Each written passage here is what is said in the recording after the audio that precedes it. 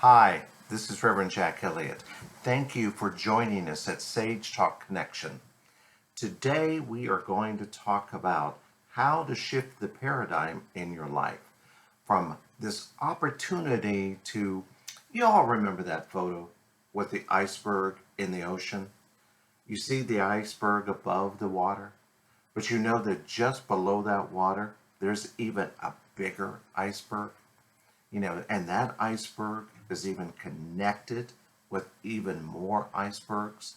So as we navigate through life, we might avoid the iceberg on top of the surface, but we might crash right into the iceberg that's below the surface. So I'm going to invite you today to think about the idea of above the line thinking and below the line thinking. When we activate the above the line thinking, we are kind of doing the easy answer. We are kind of like just moving through to get by, maybe just using our public persona or tapping into what our ego would want us to do. But when we go below the line, we are really taking a look at what's underneath there. What is ours to do? What is our work? What are we really seeing that controls our life? So, what I want to remind you is that at Elder Pride, we believe that love is love is love. We come together to serve our elders in the LGBTQ plus community. Those people that are 60 or above, and those folks that love them, support them, that are their allies, that are their cohorts, their spouses, their children, or even just their friends that love them. All are welcome at Elder Pride, but our focus is to serve those that are 60 and above, that are a part of the LGBTQ plus community, and that are spiritually engaged. Now, it doesn't require any particular religious practice. In fact, you don't have to have a religious practice at all. All that we ask is that you are doing the spiritual work, building your own spiritual portfolio to age forward with grace and ease. Quite frankly, to compare it to today's talk, you are doing the work below the line to live your most authentic life. So I really want to thank you for joining us today. And if you would love to know more about our vision, our mission, our purpose, or even our affiliation with the Centers for Spiritual Living, I invite you to visit elderprideforme.org, and you'll find more information there to talk about. It's important that we start each conversation, each gathering, each time we get together with kind of an affirmation. And I've posted our affirmation on the screen for you today, and I hope you will say it with me. I am is a powerful statement. I am is a big, wonderful way to begin any conversation. So I invite you to say with me, I am.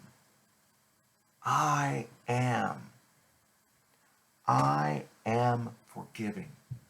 I am resilient. I am knowing. I am enough. So whatever it might be that needs to be said for you right now in your life, just proclaim it by saying, I am. The other thing that is also true here is that we come together with this idea of being empowered to live by the 5 agreements. Don Miguel Ruiz created the 4 agreements that a lot of people talk about. I will not take anything personally. I will be impeccable with my word. I will not make assumptions. I will do my best always. And then he and his son, Jose, added the 5th agreement, which is to be discerning and to listen. So we have been studying these 5 agreements all month at Elder Pride. Each Sunday we did a little deeper dive into each one of them. So today, this be discerning and listen really is appropriate as we delve into a little deeper work. But I want to show you what we do at Elder Pride to turn those agreements into affirmations. The 5 agreements is to say it as if it's already so. And that's how we've turned it around. So I am impeccable with my word. I do not take things personally. I do not make assumptions. I do my best always. I am discerning and listen. So therefore, we can really approach connection in that way. We're learning in our society right now, it's tough to be in communication with some folks that have an absolutely different point of view than what we might have. So this gives us a tool for engaging in those connections, to really kind of understand that when we engage in connection with one another, that if we operate from these guiding principles, to be impeccable with our word, to not take things personally, to not make assumptions, and to do our best always, and to be discerning and listen, that communication is going to work. It's going to lift up. It's going to be better than what we can imagine. So today I want to talk about above and below the line. I really want to talk about this idea because, it's easy to get stopped up right here. Above the line, many of us have heard the old fear, no fear. No fear. Move through life, be fearless to do what it is that you need to do. Well, that kind of contradicts what Eleanor Roosevelt said when she made the comment, do something every day that scares you. But what I also know, as we are reaching this time in our life when we are aging forward with grace and ease, we have to shift the paradigm a little bit. We have to look at things a little differently. So I'm going to invite you to see these kind of common affirmations a little differently. So take no fear. I would like for you to think of no fear as no fear. K-N-O-W. No fear. Know what scares you. Know what stops you. Tell the truth about being fearful. For some of us, it may be fearful to drive at night, or it might be fearful to get on public transportation, or it might be fearful to go to a doctor's appointment alone, or it might be fearful to have a tough conversation with a family member or a loved one. Know your fears. Be willing to go below the line and look at what's scaring you. Be willing to unfold what it is that frightens you, and then create ways around. I often heard when I was a little boy my mother say, God will never present you with a challenge that you cannot push through, go around, or rise above. So with our fears, we are going to push through them, go around them, or rise above them. But we have to really know what it is that's going on. We have to do that due diligence, that discerning look, that fifth agreement to go below the line and look at, why am I afraid? Let me explore my fear here. Let me explore what expectation is showing up in my life and make some accommodation to do something differently. Another popular affirmation that we see out in the world that's above the line is no limits. No limits. Your world is unlimiting in what you can create. Well, of a certain age, we are aware that we now have some limits.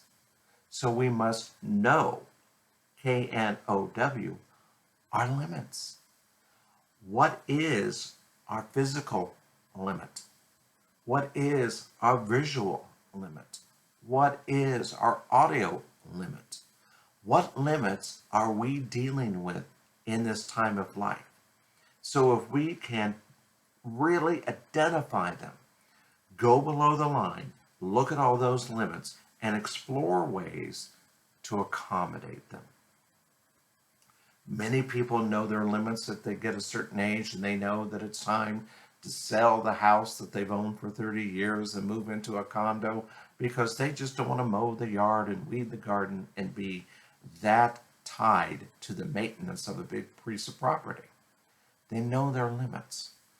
Others know that they no longer want to live in a remote or rural area, but they want to move in closer to town or in a larger city so that they have access with a little bit more ease to grocery stores and doctor's appointments and pharmacies without having to necessarily drive to get there. Other people know their limits and know that they want to be close to family and friends at this time. So they might seek out a community where they can be together. The last one, the last little boost, no excuses. Okay, that's the affirmation that we use to, make that commitment to get up every morning and do our exercises. No excuses, just do it. Well, I want to invite us to look below the line and know, K-N-O-W, our excuses. Know what it's really going on when we procrastinate, when we put off the hard communication, when we don't go with family and friends, that we miss that opportunity to be together, that we know our excuses, that we know what we have to do to make accommodations so those excuses are not limiting us. So if we do that, we have the opportunity to age forward with grace and ease. I hope you enjoyed this little boost this week to understand what it is that we might do, and I invite you to take this boost, and if you want a copy of the slides that you see on the screen, that you will take those slides and study them this week. You can get them by writing us at elderprideinfo@gmail.com, and we'll send you the slides because that's what connection is about. I also wanted to just remind you that you can invest in the work that we are doing here at Elder Pride. You can be a part of making a difference to those who are being served by the work that we do. I'm not just going to ask you to donate. I'm going to ask you to invest in our work as we serve this community. You can easily do it right now with your phone by dialing 800-500-6353 and text to give, and the money will come right to us. You can also visit our website at elderprideforme.org and click on that donate button if that serves you better. Whichever way works for you, we ask that you invest in the work that we're doing right here, right now. If anything resonated with you today at all, I ask that you make an investment in the work that we do. All right, so our final slide for you today is a reminder that we are teaching a wonderful class called Self-Mastery. It's really where you can come and do some of that work to go below the line, to really learn how to master being your authentic self. The last day to enroll in this class is Tuesday, February 2nd. If you'd like to be a part of it, the registration fee is only $79. You can register, be a part of the class. The class will continue for 9 more Tuesday evenings at 5 p.m. Pacific time. You'll find more information about it on our website at elderprideforme.org. We'd love to have you be a part of it. And finally, I want to take this opportunity to say thank you for stopping in. Thank you for being a part of SageTalk Connection. Share this video if you have the means to share it with your loved ones. Tell other people what we're up to. We'd love to hear from you. Thank you so much for being a part of today's presentation.